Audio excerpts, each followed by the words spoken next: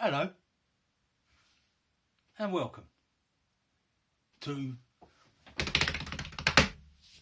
Board Box Mania. This is the second video now in my how to build a board game box.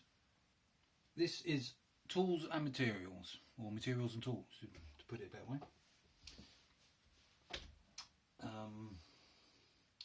So I'm just going to talk about materials I use and the tools I use before we go on to the next video.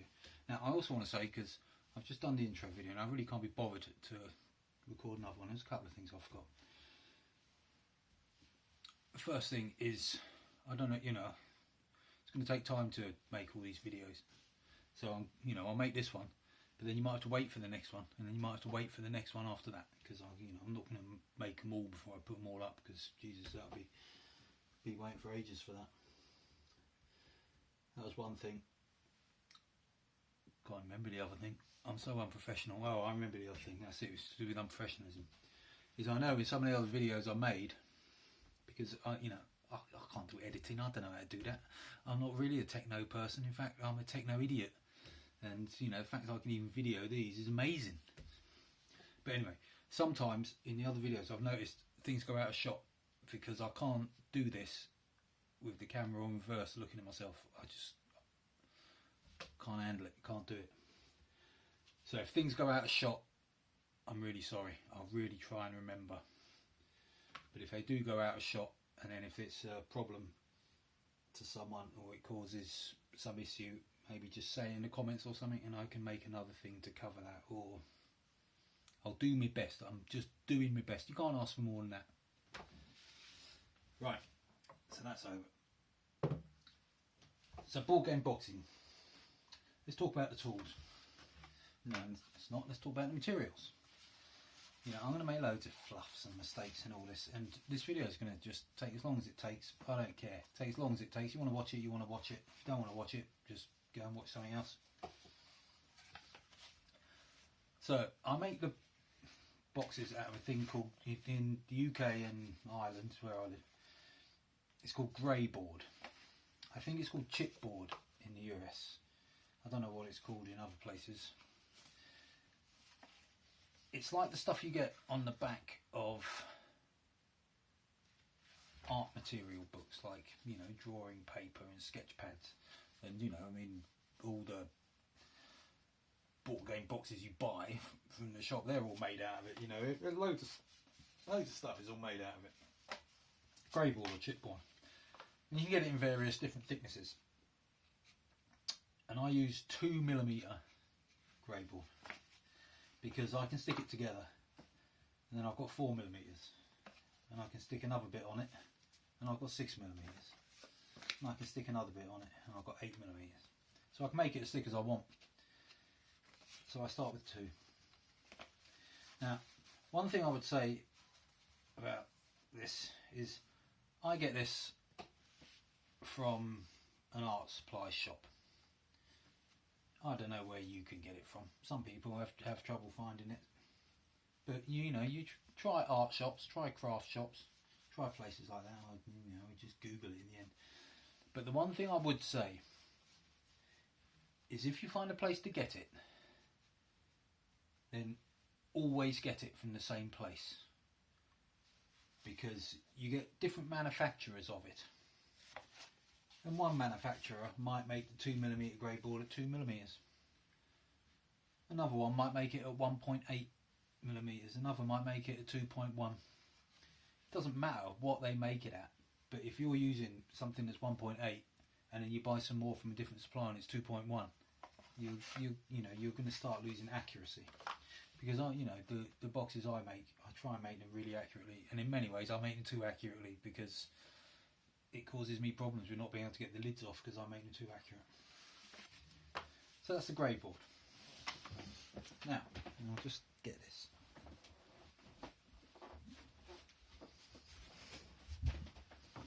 Now, that's how I buy them. Let's have a look at what that looks like. That's a big old sheet. What is that, A1?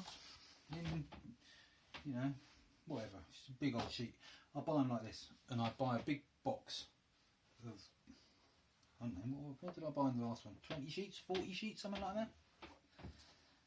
And I might use 2 of these in a box, in a, you know, a good sized box. I think they cost about £2 each, but that's, you know, quite a while ago, but about a tenner now. Anyway,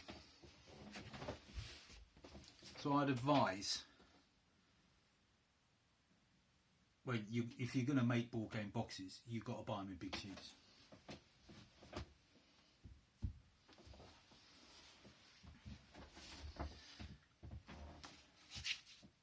Greyboard. That is the essence of the material. Is there anything else I need to mention about that? Now, let me talk about my workstation. Now, you could make board game boxes. I love saying board game boxes. Right?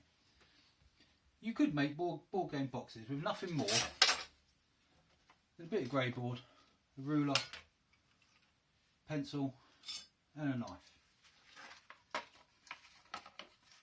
You could just make them with that. That's all you need. You know, maybe there's probably a couple of other things, but you know, it's just there every day, and some glue and shit. Sorry, if I swear, it's accidental. I'm not going to re-edit the video. If you don't like it, I'm sorry, but I'll try not to. But what I do here is, firstly, this thing. Right, I was making boxes. I made my last box, and I thought my table was flat. It's not. You'd be surprised at how many things that you think are flat or straight, but they're not. My table was bowed like this. Now the problem with that is when something's bowed like that, if I measured it that way, it doesn't matter because the ruler will bend to it and the measurement of my piece will be the same. But then if I got another piece and I measured it that way and I wanted to cut it the same length, it's going to be different because of the bow. Might not be much, might only be half a millimetre, might be a millimetre. If it's a millimetre, you're in real trouble. If you're on half a millimetre, you're not really in trouble. But if you have 3 things that are half a millimetre out, you're starting to really get out. Do you need to worry about half a millimetre? I mean, no, you don't really. But it bothers me because I try and do them really accurately. Depends how accurate you want to be. You can be as fussy as an idiot like me, or you can be slack as someone who isn't me. So it doesn't matter, but it's just something to be aware of. So what I have here is a bit of slate from an old snooker table. I use these things in my work. So I know that's dead flat. You could use a bit of glass, toughened glass or something, but you want something. I mean, good glass is great. Ideally, I'd get some glass, but geez man, it costs 80 quid for a bit of glass this size. I can't afford it. Oh, I can afford it, but I don't want to afford it when I've got this lying around. Got to be dead flat. So I've got this up here. Then, cutting mat. If you're going to do this, you need a cutting mat, really. And get a cutting mat with these lines on it to however you work. I work in millimetres and centimetres. If you work in imperial, then get something with imperial on it. But you're going to need a cutting mat. And ideally, I've got this one, which is, you know, whatever, 2 foot by 1 foot. It's not really quite big enough for me, so I've got all these extra little ones, wherever they are. You know, here, look. I've got extra ones, so when I'm doing a long cut, I have to put these together. It's okay, it's annoying, but if you can afford it, just get a really nice big mat. What's that? God, it's the sound of an aeroplane. Do you know what? I haven't heard an aeroplane for months because of the pandemic thing.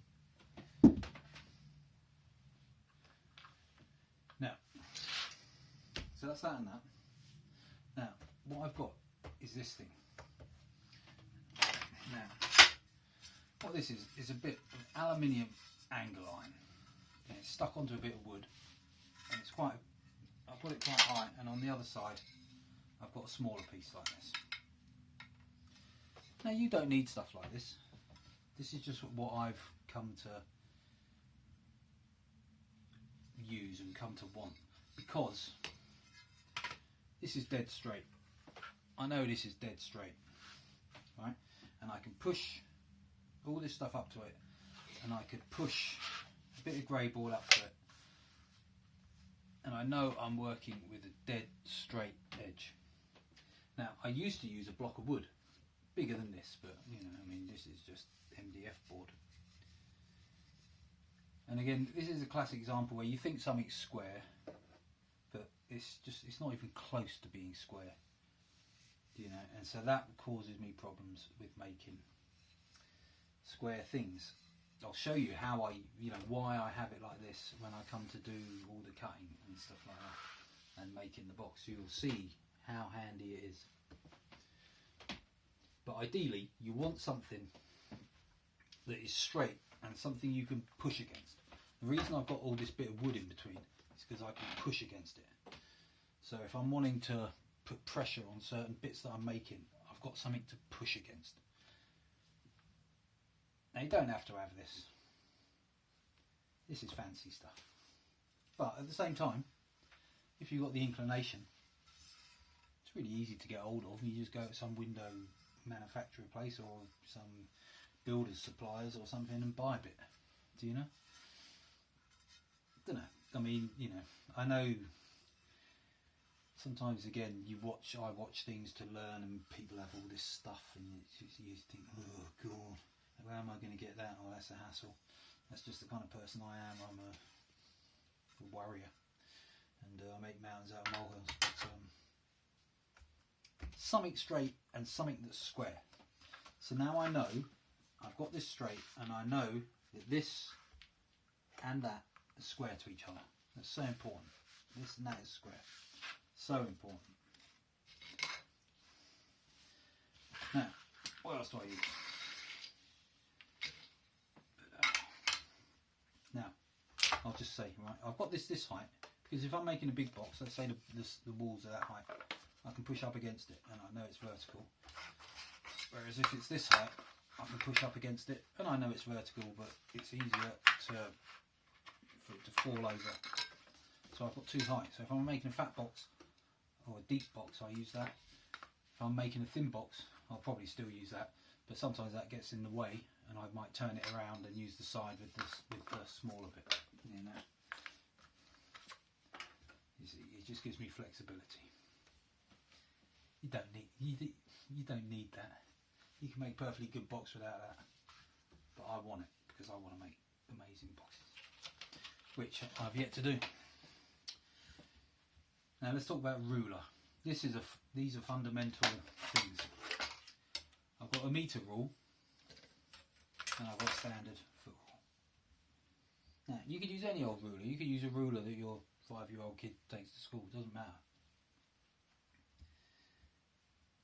But I would use these steel rulers. Firstly, because you can't cut with your blade into them, even though you can muck around and score them.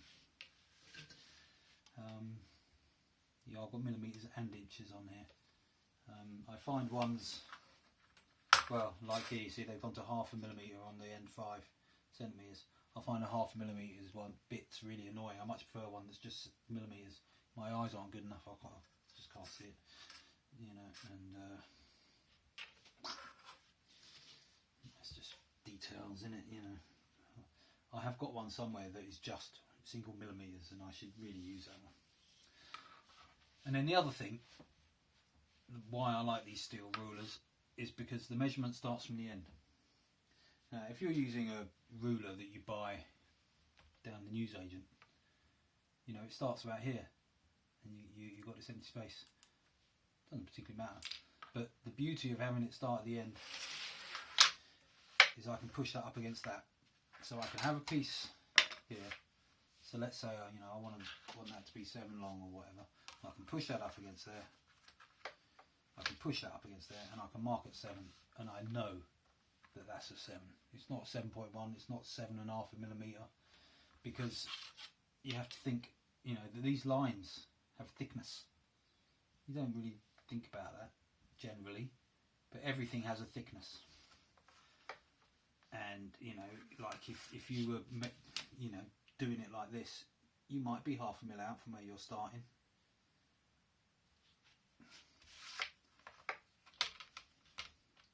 Do it like that, you know, that's why I'd use that. Now, metre rule, that's the one I'd use most, but I use the metre rule quite a lot, an awful lot. Now, if you buy a steel metre rule, I've wasted so much money because they're not cheap. I've bought one and it's not straight.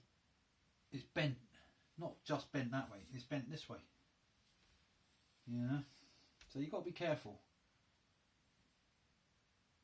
You know, I mean, this is not a particularly great one, but you know, within reason. But you can get some really bad ones. So just be aware to make sure that when you get one, it's straight. I don't know how you can make sure, you know, if you look down the length of it, you'll be able to see defects. It's just something to be aware of, because, you know, recently I discovered how the amount of stuff I was using that wasn't square, it wasn't straight, it wasn't like that, and you know, that's kind of why I was making mistakes. And, you know, it wasn't actually down to me, it was down to the tools I'm using. So that's my rulers, 2 of them. Let's talk about pencil. I use pencil. Now, I don't use pencil that much. I'll show you when I do techniques. I don't actually do that much measuring. I'll do a little bit, but on the whole, I don't do that much. But I keep my pencil very sharp, and I use a hard pencil. You know, I mean, this is the 4-5H. I don't know what all that is in America, but I have got some 10H really hard pencils, and I keep them really sharp because a pencil line has thickness, and if your pencil's a bit blunt, your pencil line can easily, when you think it's sharp, still be 0.5 millimetre wide. And then, you know, and then you're trying to cut to that line, and you might be a bit off. You might be 1 millimetre out, you know, just because of the pencil line. Not that I draw pencil lines. I'll show you what I do. But I keep your pencils very sharp, and how I do that is I would cut it roughly with a knife. And instead of using pencil sharpeners, you can use pencil sharpeners, of course you can. You don't have to be as anal as me and be such an idiot who's trying to make everything absolutely, you know, perfect to nanometers. You know, that's only for idiots. But I'm just telling you what I do, because maybe you might end up doing that and think, wow, that's actually really good, I like that, and it can really help you. I mean, you know, I learned about this in the job that I do, like I do lettering. And it's amazing the thickness. I know would never have considered the thickness of a line before the master told me about the thickness of a pencil line and the importance it is. Anyway, so I'd sand it. You keep turning it and you sand it onto the sandpaper. That's how you get it really sharp. So that's that. Now, knife. Let's talk about a knife. You know, it's difficult because the things I say are kind of relevant to people in the UK and in Ireland, and I know how annoying that can be for people in other countries. I know how annoying it is when I watch, you know, a video about something to learn, and it's an American video. You know, so let's say I'm learning about lime mortar or something, and they go, right, all you got to do is get this lime mortar DH45. And it's perfectly fine to get it from a hardware store in America, but over here, I don't know what that is. They don't sell that over here. It's called something different. So it can be annoying. But what I use here is a Stanley knife. I don't know if you get these in America. And they've got very stiff, you know, just cut myself there. It's a hobby blade, but you know, it's got a stiff blade. This stuff, greyboard.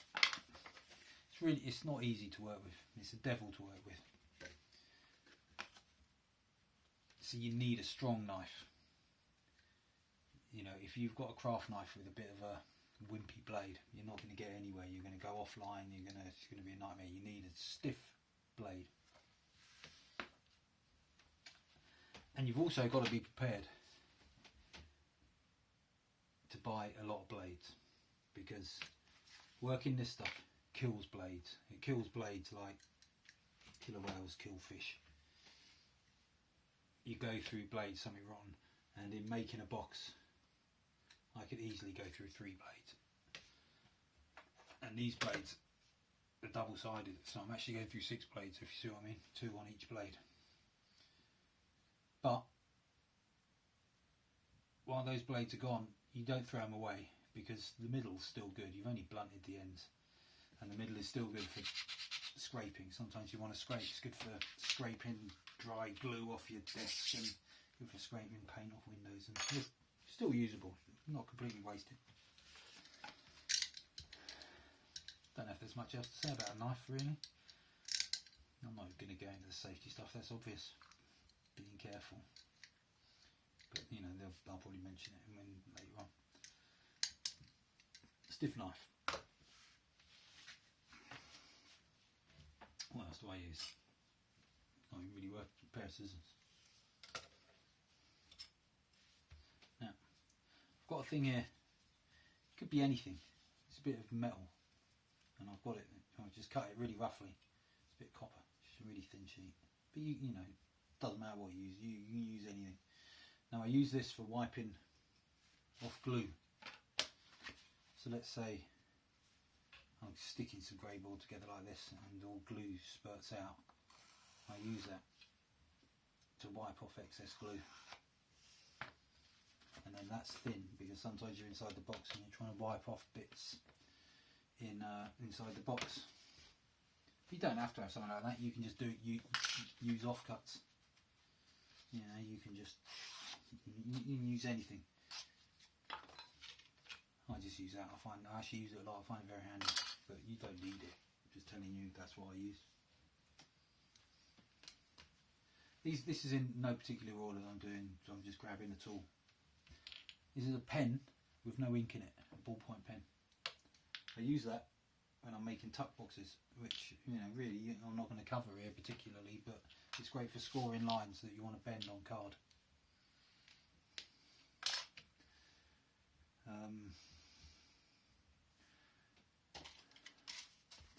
Right, sandpaper. I use sandpaper because I sand my boxes. I make them, and then I would sand all the sharp corners. I'd round everything off and do stuff. Now, there's so many different types of sandpaper. You know, it's insane. And I've used a few on this, and I find this stuff to be the best. You know, regular sort of sandpaper for wood, I find it's a bit coarse. And you know, you get all different stuff. I wouldn't know what this is in America or anything. But this is like silicon carbide finishing paper, it's called. It's a 180 grit. Ideally, I'd want to try and get a coarser grit 120, but my local shop doesn't sell it. Can't get it. This is grey. I think my hardware shop called it flour paper or something like that. I don't know why. But you might want to experiment with different types of sandpaper. But this is very fine. It's a finishing paper. It's, you know, you don't want really coarse paper on this, because you'll just rip it to shreds. You need something that's going to be kind to it. But you also want something coarse enough that's going to help you remove material. So even though this is 180 grit, it's a fine. I'd like to get a coarser grade of that. But you need that. Brush. Use that for. This gets very dusty. You know, you get a lot of dust. Some people might not, might actually struggle with that because it's dust and there's glue and all that. Some people might want to wear a mask when you're sanding. I don't bother because just one of those stupid fools who doesn't. But a brush to brush things down. Masking tape. Now, it's not a fat bit of masking tape, but you get masking tapes with different amounts of stickiness. I never knew that. and whether it's a manufacturer's difference between manufacturers, or whether, but I actually think, you know, they're manufactured with different stickinesses for different jobs.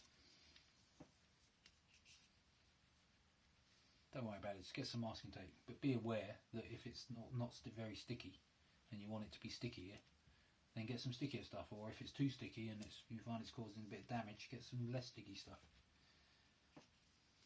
Masking tape.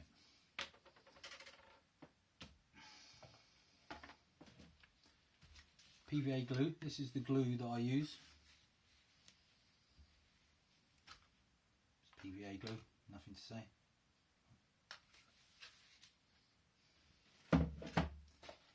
The pot for the PVA glue and the spatula. You know, I suppose you could buy a nice, you know, you get nice rubber spatulas and stuff. I just use offcuts. I use offcuts because I can cut them to the size that I want. They're just rubbish anyway. Let's see what else I use. Right, now let's go back to the metal stuff. Now, you don't need this. This is something I've only just got. I've never actually built a box using them. But the box that I build on these videos, I will use them. This is aluminium again. Oh, I've got some plastic here. Bits of plastic.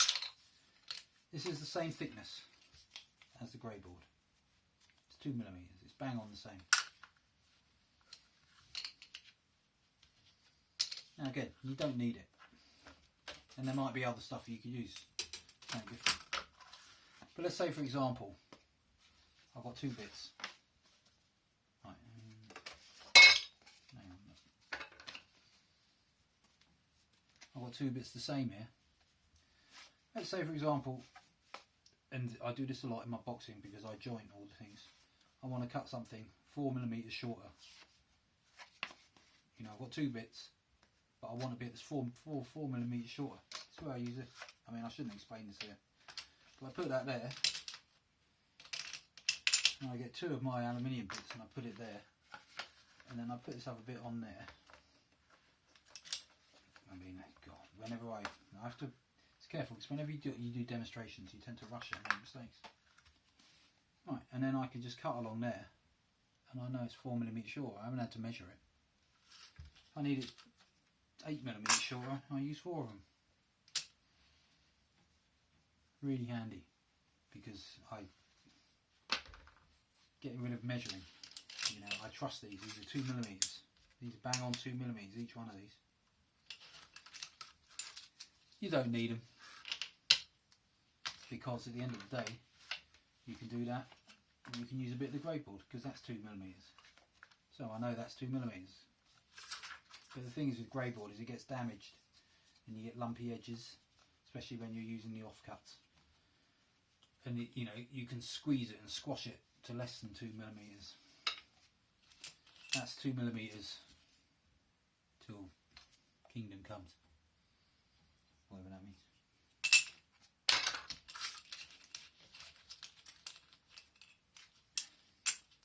What else?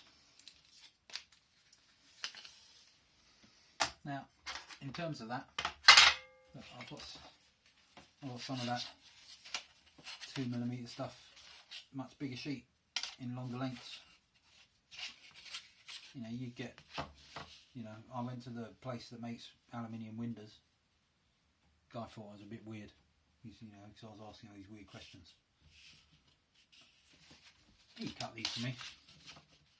Didn't charge me anything. Come to him in a minute. And then I've got various bits of angle iron and various bits in different lengths, and I use these. You know, I've got my bit here that I was talking about. You know, I would use these that when I'm making my boxes. You know, I can shove bits together like this, and I know it's square, and it's square and all vertical. And then I can get another bit, if I was putting another bit in here, like that, and I can squeeze all these, and I can squeeze it all together, and I know it's all square. I'll do that more in detail later. But you don't need them. You can use bits of wood. if you can trust the wood, is square. But whatever you use when you're looking for squares, you've got to trust it. You've got to trust that it's square, because so many things you think are square and straight, they're not. It's only something I've recently discovered, and it blew my head. I was like, what? Like this. And I discovered my, 20 quid ruler and bloody straight. God, I was fuming.